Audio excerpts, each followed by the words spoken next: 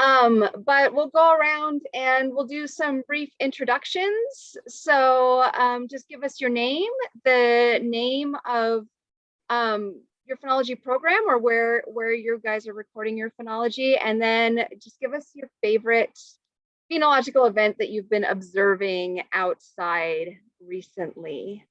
So for example, like my favorite one that I have seen is actually, I just got back from Seattle. I was in Seattle last week, and the cottonwoods were releasing their seeds. So while I was working, I had a window outside, and it would look like there were snow flurries every once in a while. So that was really fun. I will go ahead and bounce it over to Erin. Yeah, I think I've met most of you, but I'm Erin Postumus. I'm the outreach coordinator here. And I have been really excited to be tracking our Queen of the Night, which is a really cool cactus we have here that looks like a bunch of dead sticks, has a bunch of buds on it. And they start to get longer and longer closer to the monsoon. And then eventually they'll bloom at night, and they'll only be open for a couple hours. And then by the next morning, they'll be dead. So we're eagerly watching that, because last year we completely missed it. We found them dead the next day. So keeping a close eye on that. Thanks, Erin. And if anyone else wants to jump ahead, or I can just name, I'll name. Go ahead, Jan. I'm Jan Schwartz. I'm in Tucson, and at the Mission Gardens in Tucson. And one of the things that's been really fun for me to see are the teeny tiny little olives that are clumps. It's like last week there was nothing. This week there were literally thousands of tiny little green balls. That's great. Thank you, Jan. And Sarah, if you want to unmute and go ahead and introduce yourself. Hi, I'm Sarah Boyce. I'm the Director of Research and Education at the Linda Loring Nature Foundation, which is on the island of Nantucket off the coast of Massachusetts.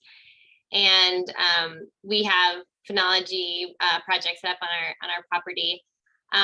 In my research, I really focus on leaf breaking bud in the spring, but right now I'm really excited when I see the low bush blueberry. It's like we had enough, like the conditions were right during flowering, that now there's immature fruit, and it's just like that anticipation of like, is the next time going to be in the field? Is it going to be ready for me to snack on? We don't snack. I was just training interns. We don't snack on research plants, but we can snack on their neighbors. So that's, that's exciting. That's my excitement for today. That is awesome. Thank you, Sarah. And then, yeah, go ahead, Henry. Hi, I'm Henry. I work with Audubon Canyon Ranch in Marin County, and I don't have a phenology scale yet, but I'm working on setting it up. And my favorite event that's been happening is we have California quails here, and their little babies are running around with them. They're like this big, and so I get to watch them. They grow so fast. So like just like little puffballs like last week, and now they have their feathers and they're a little bit fatter and they're flying and they're really cute. Oh my God. Oh, that is great. Thank you, Henry. And then I'm going to go ahead and I'll let Penny introduce herself for a second, but Penny's here. She's from the Mohonk Preserve. And so she's going to tell us a little bit about their program and kind of what they've been doing.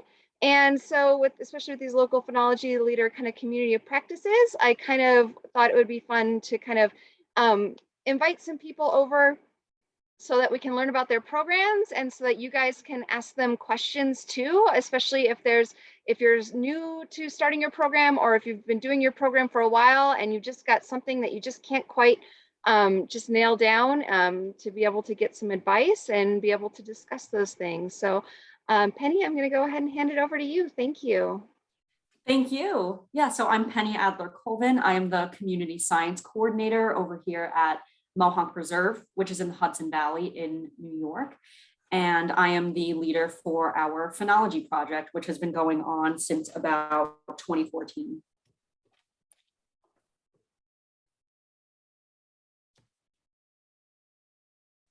Yeah, thank you, Penny. And yeah, if you want to go ahead and get started and yeah, tell us about your program, what you've been doing, and any hurdles that you've ever found and how you guys overcame them. Anything you'd like to share with your wisdom, we'd love to hear it. You got it. Absolutely. So what I'm going to share with you guys, it's kind of my thoughts as the community science coordinator, and also the thoughts from Carol Rietzma, who is our Phenology volunteer coordinator. So I am the individual who runs our overall Phenology monitoring project, and Carol is a volunteer that also volunteers to kind of coordinate the other volunteers, which is something that is really helpful.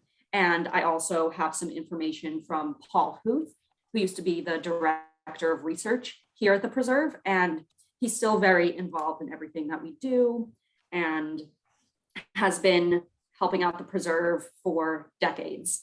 So yeah, I'll just jump into it. If you have any questions, please feel free to ask. We can talk about it a little bit more after. So the Phenology project here at the Mohonk Preserve was discussed, scouted, and set out, and plants were flagged by Hallie Schwab, who is the person who was previously in my position of community science coordinator. And this was done in 2013 with help from a volunteer named Celia Cuomo. And then, so again, it was discussed and all the plants were tagged and set out in 2013. They got it going in about 2014. And then I have a quote from Hallie, the previous community science coordinator from 2015. She said, "Over the past year and a half, I watched the Foothills Phenology program grow from a seed of an idea to something of a movement. When Celia and I were flagging dormant trees and shrubs, we weren't positive that anyone would respond to the call for volunteers to monitor the timing of plant life cycles. But you came, bringing your questions, your insights, and infectious energy to the project, allowing us to achieve far more together than we ever thought possible. Now, well into our second season, I continue to marvel at the generosity of spirit, the sense of wonder, and the unwavering determination on display when we gather together as a community of observers. I know that I'm not the only one who has discovered a new way of seeing the world as a close observer." So again, that is from the previous community science coordinator from 2015, who helped start the Phenology program here at Mohonk Preserve. And so I know that Samantha had asked if we had seen any phenology patterns in our data. And I connected with Carol Rietzma, our volunteer coordinator, to ask about this because I've been in this position since the start of this year, but she's been the volunteer coordinator for many years, so she has a little bit more insight on that. And what she said about phenology patterns is that there's been no analysis of the data for patterns in phenology to date. This was due in part to the lack of a volunteer with an appropriate background and too many other demands regarding staff time. But now we have a very huge set of data that we would love to do some analyses on. And just kind of in her own observations, she noticed two patterns in the phenology data.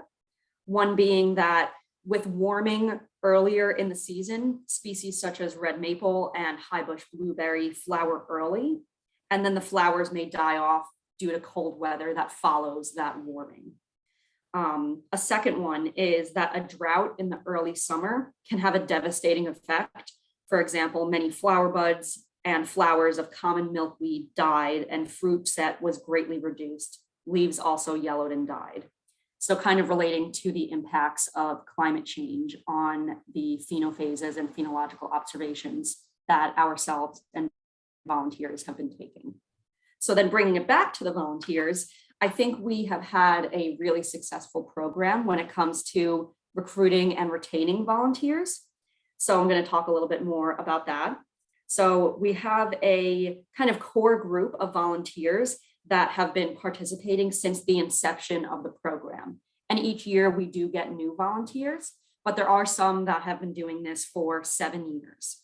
So we have many volunteers who know our area extremely well, and they were very helpful in not only training myself to what we're looking at, but other volunteers as well. And then each year we hold an orientation session for new volunteers. So people who are interested can sign up in advance to join the orientation session. It's about an hour and a half. We talk about the background you need to be a phenology volunteer, what your expectations are, how often you have to monitor. We start getting into a little bit of the different pheno phases you might see.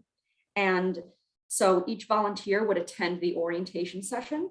And then if they're a new volunteer, they're required to attend at least 2 field sessions, which are led by either myself or Carol, the volunteer coordinator, in order to be considered like an active volunteer. So those field sessions that I was just talking about, they're held weekly. I do mine every week, usually on Monday around 9 a.m. And it gives the volunteers an opportunity to learn alongside more experienced volunteers and or a preserve staff member.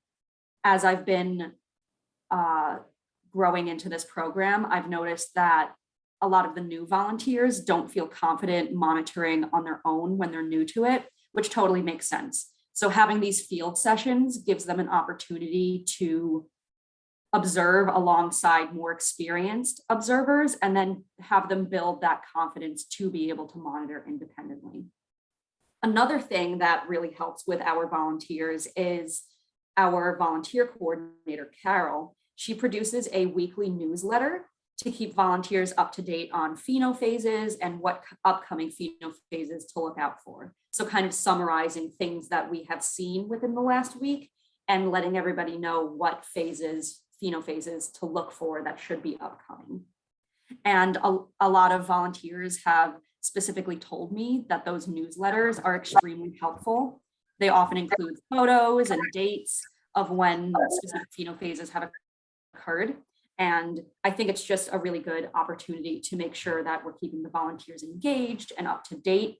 If anybody is interested in seeing what one of these newsletters would look like, I'd be more than happy to share it with you. And in addition to the newsletter, oh, I like that thumbs up, thank you. In addition to the newsletter, myself and other people at the Preserve, we use the kind of blank draft sheet on Nature's Notebook to create phenophase reference sheets for each of our species. And then I took all of those reference sheets, I scanned all of them, and I sent them to all of our volunteers. So everybody can use those materials to help them out when they're out in the field. And as I've been saying the whole time, but just to emphasize, having a volunteer coordinator is extremely helpful. Carol, she has an injury right now, so she's not able to help out in the field sessions, but normally she also holds a weekly field session. So each week, normally there's 2 opportunities for volunteers to come out and join us. She also helps me run the orientation at the beginning of the year. And we do that around the end of February and start monitoring in early March. So Carol is also, she makes it very clear that she's available for any questions or anything like that, that volunteers can take photos of what they're seeing. And if they're not sure if the leaf bud has reached the stage where it breaks, they can send her a photo and she can kind of assess it and respond to them and help them figure out what they're looking at. And I asked Carol what she thinks thinks has been helping us with keeping the volunteers, because we do have such a strong core group. And what Carol said is what seems to work best for volunteers is to have one location with relatively short distances between species. Volunteers do not want to walk through tall vegetation. And she even said one factor that plays an important role is having a coordinator or other volunteer with expertise during a field session. And this helps, again, some of our long-term volunteers feel confident enough to work independently. Yeah, and that's what I have for the Phenology program at Mohonk Preserve. I see we have Sarah's hand up. You could feel free to ask a question. Thank you. Sorry, I was like, I had so many questions while you're talking, so I was really excited that I'm like, wait, she stopped. I totally understand. So Penny, I want to say I'm really impressed with the amount of volunteers and the amount of resources you guys are putting towards this. So we have similarly, we started around 2014, 2015 and have ramped up. But I'm curious about when the Mohonk Preserve started the Phenology Trail, what was the overall goal? Because our goal was like first research. So we picked plants that we wanted the data for to like process ourselves and have an understanding of. And so I'm attending today partly because we set it up with the research in mind and then wanted to recruit volunteers, but our plants are not right on the trail, so you have to walk in tall bushes. There are tons of ticks and poison ivy. It's terrible. And we don't have a volunteer coordinator. We don't have like to put that much resources to it. I'm so impressed with it. And so I just wanted to hear a little bit more about the motivation and how you get that dedicated staff time. Yeah, absolutely. So I think, I wasn't around when this was created, but from what I've heard from the people who were around when it was, and just knowing the intent of this project, I think it was kind of multifaceted in terms of we wanted to collect data for research, but having volunteer engagement is also like a core principle of Mohonk Preserve. So it was created with that in mind, that we wanted to get volunteers involved. And I think that had to do with the selection of the plants that we did, because like I said, they're all in a relatively short distance to each other. A good amount of them are accessible from just like a carriage road that we have. So you don't need to traverse through any sort of brush or ticks or poison ivy. And I think that is something that the volunteers really do appreciate. We also at the preserve, we have a person who is the volunteer programs manager. So we have a staff member who is exclusively focused on volunteer engagement, recruitment, retention. And so he will in advance like push out e-blasts, letting people know about the upcoming orientation. We have a lot of communications with our volunteers. And so I think having that in mind when this trail was created, that we wanted to get volunteers involved, really helped with the selection of the plants and the location and the species. And actually, I just went out 2 days ago with a member of our stewardship staff to kind of cut back some of the brush, because some of our volunteers were saying that it was too tall for them and they were uncomfortable walking in it. So, of course, we're a preserve though, so we need to balance the desires of our volunteers with our conservation efforts.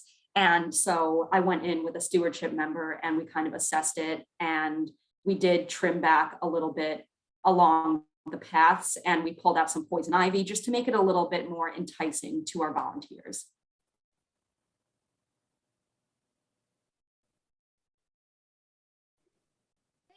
So much. Bettina, do you want to go ahead and unmute yourself and ask your question, and then we'll go to Henry. Thank you so much, and forgive me for not having my video on. I get much better reception without my video. So I actually had a couple of quick questions. I was the one that did the thumbs up when you said that you have a newsletter that you distribute every week, and I wanted to find out how you distribute that. I assume it's done just via email. Yes, absolutely. So Carol produces the newsletter. She sends it to me, and then I keep, I have like an email distribution list of all of our phenology volunteers, and I forward it to them. And in that email, I just kind of summarize what is in the newsletter. And I also remind the volunteers of the upcoming field sessions. So I think that also helps with the attendance. So what kind of information? So here's the rub that I always have. We are strictly birds in this particular phenology study that we're doing. And so you guys have different things to talk about, and ours are a little bit more pressing because these are live animals that are moving around and nesting. And I was a little worried about you saying you're cutting back shrubs in the breeding season, but ours is a little more time intensive. And so it's very hard for me to keep everyone updated. We have a closed Facebook group, and when we find a nest, we may have a team going out in 2 days from the previous group finding the nest. So I was wondering if there was a quick distribution for you. My other question was about the experience that you're requiring from your volunteers. So ours, again, behavioral study, we're looking at bird behaviors, these people have to know bird behaviors in order to really get involved. So I was curious what your requirements are for your volunteers. Yeah, no, that's a good question. And we really, in terms of like background or skills required, I think our requirements are pretty low. We recommend having some sort of plant ID experience, but many of our volunteers that join us and are new don't necessarily have like a biology or ecology background. They just have an interest in the world around them and want to learn more. And so I think that's another thing. We don't expect or require our volunteers to have any sort of background, and we let them know that there will be ample training opportunities. And I, now being about 6 months into the position, I have trained new volunteers myself, and I've seen them develop their skills and abilities to monitor independently. Yeah, that's great. Great. Sounds good. Thank you. Of course. Yeah. And I also wanted to say that we are very conscious of all of the other members of the ecosystem. When I said we were cutting stuff back, it was extremely minimal. I know. I'm sure you are. I was had to put that plug in there for the birds. It's so amazing to me how many birds nest just off this edge of the trail. And, you know, anyway, thank you. Right. No, of course. Thank you. Henry? Hi. Yeah, your program sounds awesome. And I'm just curious, I guess, about the scope of your project, like how many plants you're monitoring. And I'm curious about kind of who are your volunteers? Who do they tend to be? Where do they tend to come from? What do their motivations tend to be? Yeah, those are both really good questions. I'm just going to pull up the Nature's Notebook app so I can see all the plants that we have. Yeah, and then in regards, while that loads, in regards to our volunteers, I do find that the majority of them are older individuals who are retired, who have time to come out and join us. And so I think that also relates to the physical setting of our Phenology trail. It's all very flat. It is not a long walk or distance at all. It's pretty accessible. And there are some locations where you do need to be in like taller grasses, but the volunteers know that, and you know they don't want to put themselves in any danger, of course, but most of the time they are individuals who are retired and have the time to join. I have had maybe two or three volunteers join this year that are in like their 20s to 30s, who just have an interest in what we're doing and they have come to join us. It does make it a little bit more difficult for people who are not retired, because of course I work typically Monday to Friday, 9 to 5. And so the field sessions occur during that time. And so if someone else also works Monday to Friday, 9 to 5, it can be a little difficult for them to join. But that's also where Carol comes in. Carol would often do a field session on the weekends to accommodate those people. And then for your other question, let me see how many plants we look for. So we do monitor for plants and animals.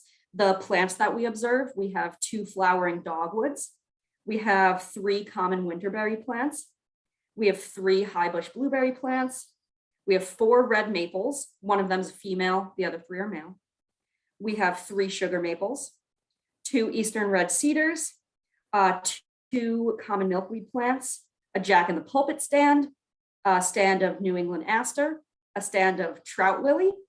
And then for the animals, we monitor wood frogs, spring peepers, painted turtles, and monarchs. Cool. Did you have another question, Henry? Nope. Okay. Bettina, am I saying that right? Yes, thank you. I just had one more quick question. When you just mentioned that, and now I've almost lost it. You mentioned the age and that you had some younger folks start to join you. Do you find that their retention level is lower? And do you find that they may have a secondary goal? Like I know when we try to work with folks to learn their birds, they want to show something on their resume that they've done research or something like that. Do you find that this is strictly people that are nerdy like us and love plants and animals, or are they having a secondary goal in mind to look good on their resume when they go apply for schools or stuff like that? Yeah, no, that's a really good question. So from what I've seen in interacting with some of those younger volunteers, it does seem like that in addition to us, they're just nerdy people who love being outside and want to learn more about the environment around them, not necessarily for any other reason. And was there another part to that question?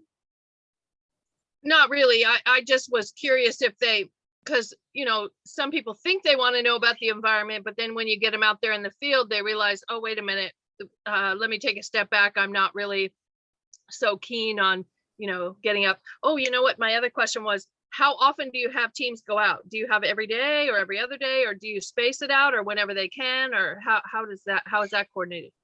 Yeah, good question. So I hold a field session once a week, every week, usually on Mondays, unless weather or if there's like a holiday coming up.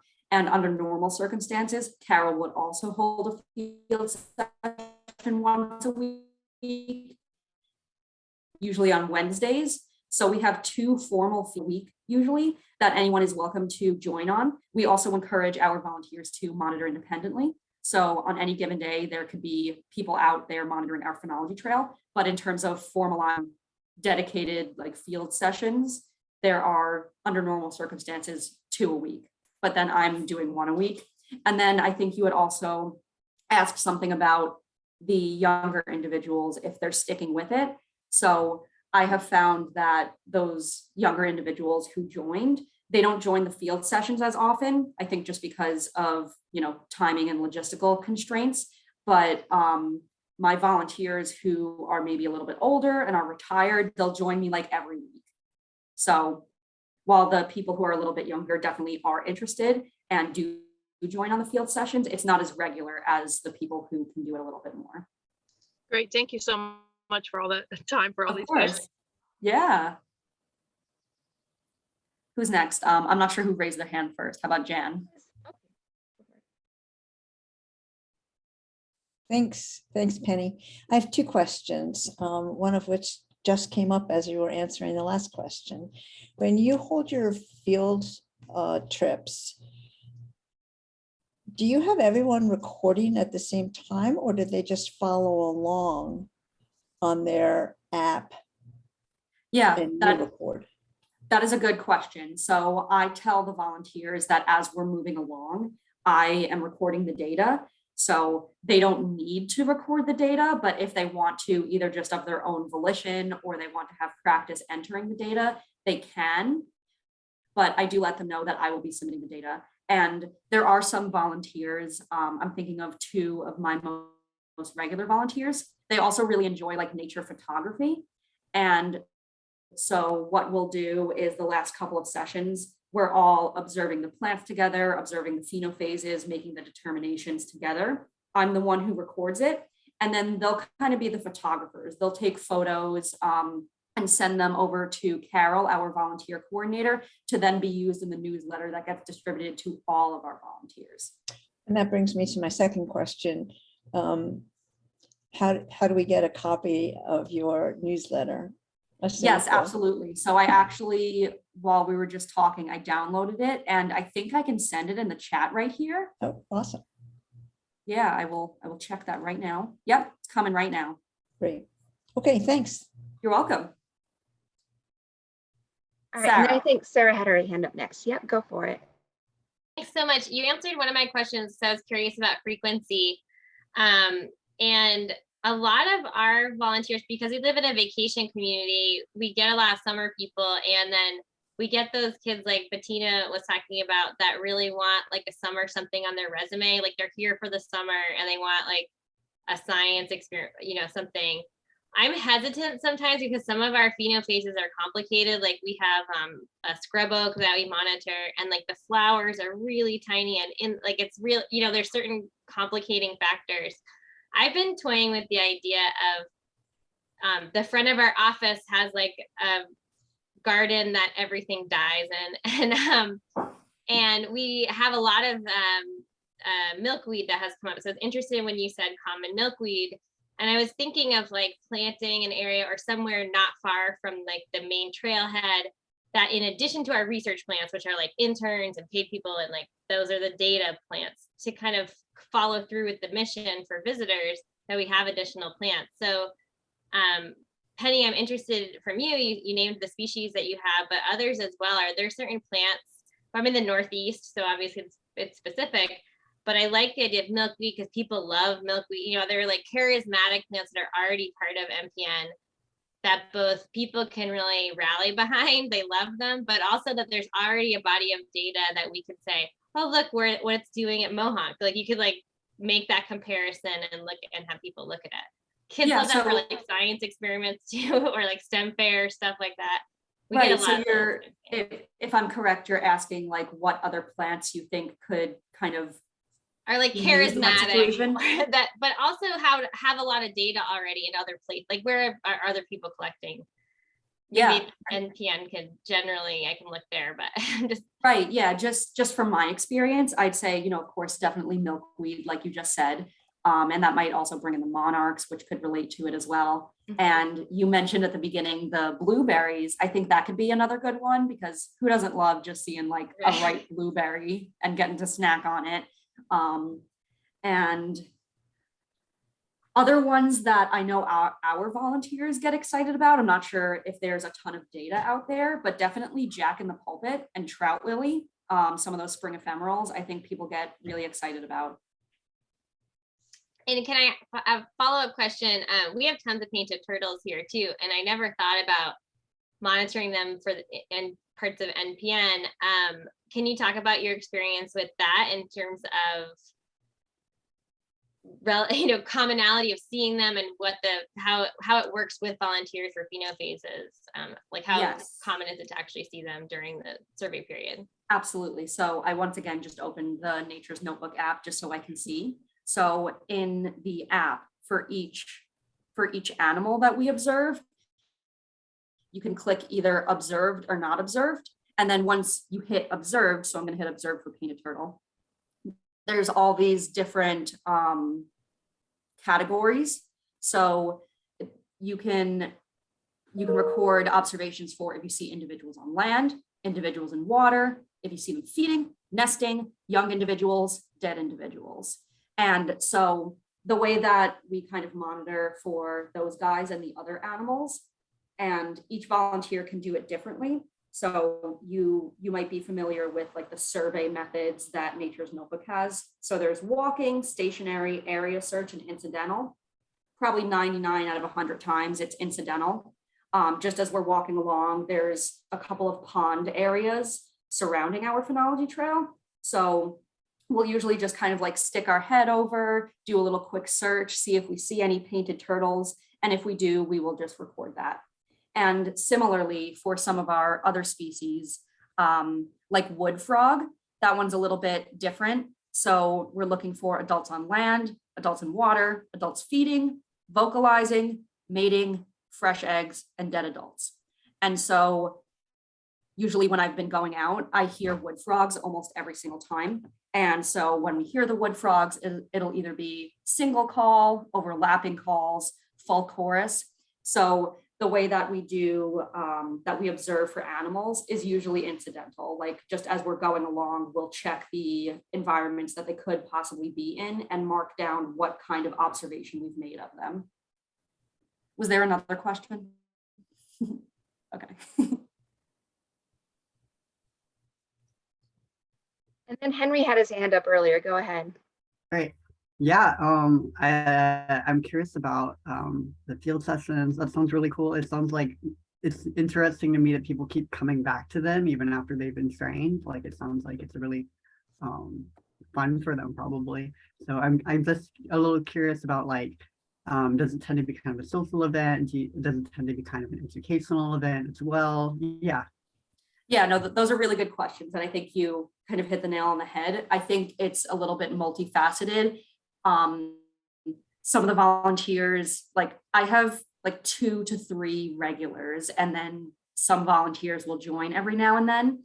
And out of my 2 to 3 regulars, one of them is a volunteer who's been doing this since the beginning. So like for 7 years.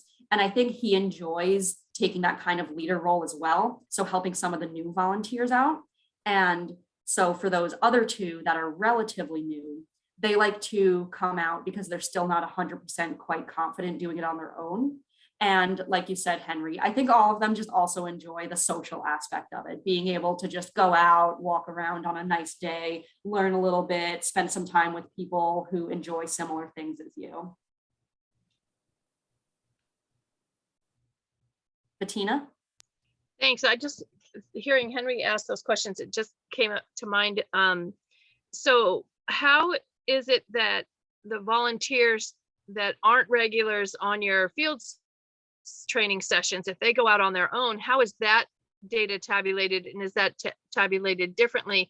And I know when we go out to do our bird surveys, if we have it set up where we have 2 teams per week, and those teams communicate with each other, and they're on set weeks, so they know who the other team going out is going to be, so they can coordinate with each other, that they're not showing up on the same day to do the survey, because that has happened before where there was a miscommunication and 2 teams show up and they're like, oh, well, who's going to do the survey? And then you've got more time between surveys where the birds aren't being observed because they're too closely packed together. The two, we try not to do back-to-back days and then have almost 7 days where nobody's observing, especially during the breeding season. So how does that work when you have some folks that are going out on their own? How does that work as far as their coordination and their data tabulations or whatever?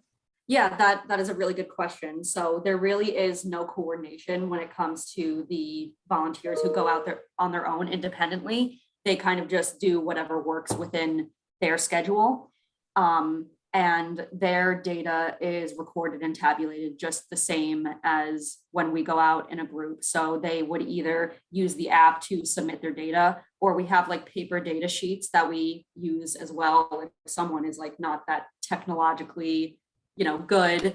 But yeah, so all of the data ends up going into the same place. We have a Mohonk Preserve Foothills Phenology project on Nature's Notebook, and all of the data, whether you monitor in a group or whether you monitor independently, and ends up going into the same place. Yeah, because I worry about, like, especially we have birds that we have downy chicks, partially fledged young, and you have one team going out one day and they may see the same chicks, and that's what we use our closed Facebook group for, that, oh, hey, we found a nest at such and such a location. It's closed so that we don't broadcast to photographers and other birders where these nests are, but they can try to perpetuate the data. But then you may have one person observing it and think it's still a downy chick, while the other one considers it partially fledged. And so if you have your teams going out and entering data whenever they have time on their schedule, then I'm wondering, how does that affect the data if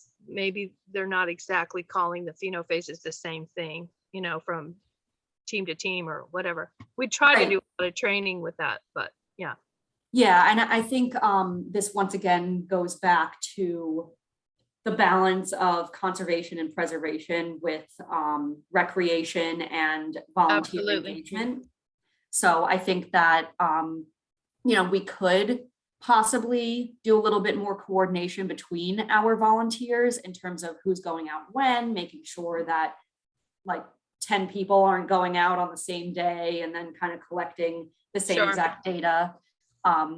But I think it's, once again, a balance between appreciating that the volunteers are taking time out of their day to come. And so we want to give them that flexibility to go when it works best for them. Yeah, for some of our, just going to say, for some of our other volunteer programs, we do a little bit more coordination to ensure that there is time between observations in some of our other volunteer programs, but not for phenology. Yeah, I guess I need to get a little more flexible, because so far we have not done anything with, the true community observers, especially I have some young people that like really young, like 13, contacting me to do phenology, but because there's so much behavior involved, I'm hesitant to really, I've gone out with a few of them and they haven't really had the experience level. And so I've kind of poo-pooed that. So I'm actually trying to create a whole nother study that I can bring those people in a different way that's not the same as this. But thank you so much. I've asked so many questions. I feel I'm taking up all the time, but thank you so much. It's very interesting. Thank you. Yeah, you're welcome. Oh, no, go ahead, Jen. Yeah, this brings to mind another question. I'm kind of following up on Henry's question about volunteers. What are your goals for the volunteers?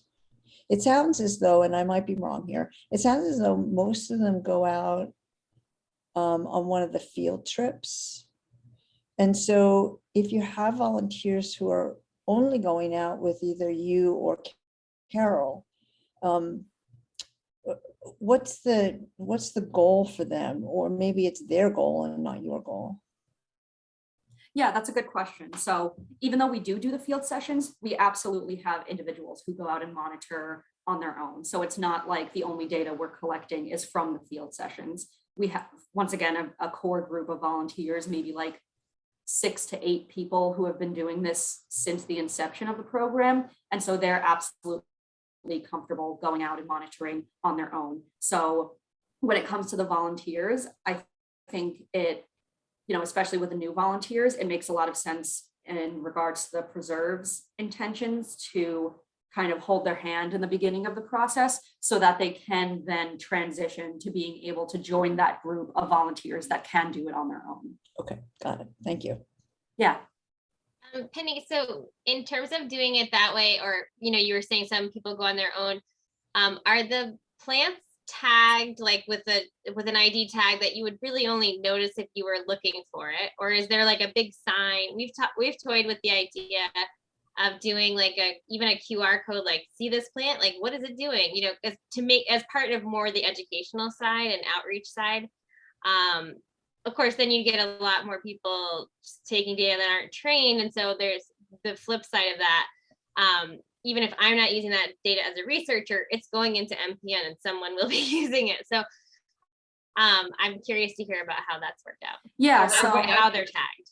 Right. So our plants that are part of this project are tagged with, there are 2 tags on it. One of them is like a little metal one, like a little square, maybe about that big. And it says like Mohonk Preserve Research, do not disturb. And so that is to indicate like, don't mess with this plant.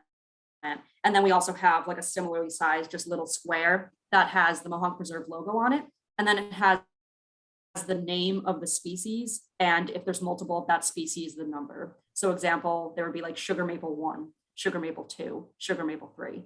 And they are hung in a way where it's not very obvious if you're not looking for it, but it is visible if you need to look for it.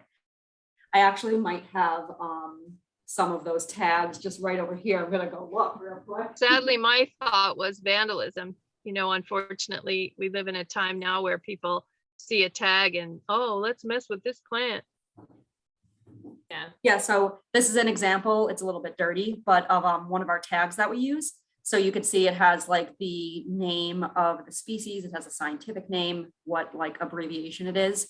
And then on the back, it says Mohonk Preserve, specimen under research, do not disturb. And we usually try to put it in a place again where it is visible, but not enticing. Thank you. Those are nice. Yeah, where did you get those? Or where do you order those? Yeah, that is a good question. I don't know. I could find out for you guys. I know that this part, like the paper part, we just print out and attach it to this, but these like specimen tags, I'm not quite sure, but I could find out. Thanks. Yeah.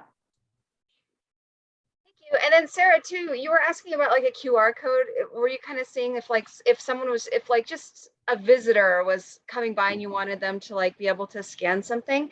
Tohono Tool actually does a similar thing to that. Well, they'll have a QR code, but it actually goes to a Google form, and the Google form will have the phenophases on there. And then when they get the form, they'll look at it and they'll be like, okay, like, yeah, this is similar to what we're seeing out there. And then they'll just enter it into the computer. So that way, like, guests can still be involved, but also then if you have some who just have clearly no idea what's going on, it's not straight going into Nature's Notebook, but you can still kind of vet it. And then you can just enter it on the computer for that plant. And then their information still gets to be a part of that database, which I thought was a really good way to do that. I really love that idea because I feel like when we first set ours up, in 2014, the focus was so much research that now that we, we still do like field trips with high school students and we show them the research. We show them only some of the plants that are more visible or available on the trail side. And so when we do things with younger kids, we show plants that are right near them and they're not the official research plants, but there's a difference when they can like actually enter data. And so I love that idea of the Google form, because then we still get it, right? So if year after year after year, somebody does the same black cherry tree that's in the center of our driveway, that's like the plant, the signature plant I'm thinking of, like we'll still have those data. So that's a great idea. Thank you. Yeah. So and- Samantha, do you know how they go back and enter from the Google form to NPN? Like someone obviously has to sit and do all that entering. How does that It would be work? like me or like an intern or something would do it.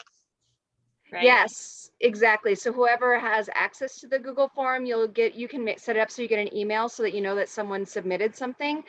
You can check their responses, and then yes, you would like basically when I was doing it at Reed Park Zoo, we had like an education account. So I would log in. If I was doing that, I would probably use the education account, and you can manually enter the data on your observations deck on the Nature's Notebook website. So yeah, there'd be someone in charge of entering the data. The Google form would look very similar to what NPN site would look like. It was just so it's easy transfer. Exactly. It's just, yeah. Okay, cool.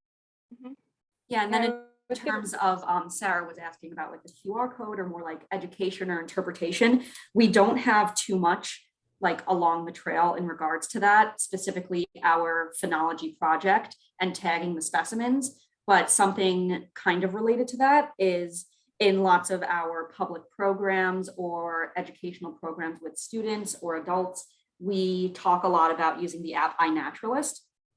So a lot of people will use iNaturalist and we can kind of introduce them to the concept of phenology and different phenophases through that, which in my opinion might be a little bit less intimidating than the actual like Nature's Notebook platform.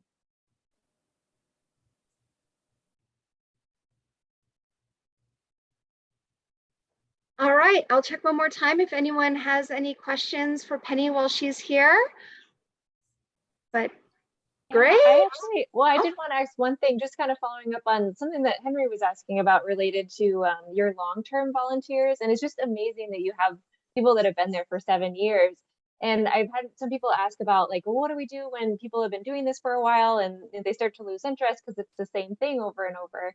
And I wonder, it might have been before your time, but I wonder if, like, did you all start with a smaller number of species and then build up? So kind of like introduce new things, or were there other things that you've done to kind of like keep it interesting or changing for those people that have been around for so long? Yeah, that's a really good question. So I do believe that we started out with fewer species than we do have now. Mm-hmm. And I think another aspect to it, how we retain the volunteers, there's a couple of things. So one, volunteers who I think they have to submit a certain amount of hours per year, but we give them a Mohonk Preserve membership for the duration of the year. So it's kind of like a little reward, a little thing to entice them to keep being active. And in addition, we have some like volunteer appreciation events that occur throughout the year. So I think just doing little things that let them know that they are appreciated, that this is a community of like-minded people, that their time and effort really matters to us, I think has been really helpful in helping us retain such like the amount of volunteers that we have. Awesome, thank you. Of course. Was everybody able to view the newsletter that I sent in the chat? Yes, thank you very much. Of course. Yeah, Thank and you. at the end of the call too, I'll actually share my screen and I'll just scroll through it slowly so that if anyone's watching the recording that they'll be able to see it too. Great.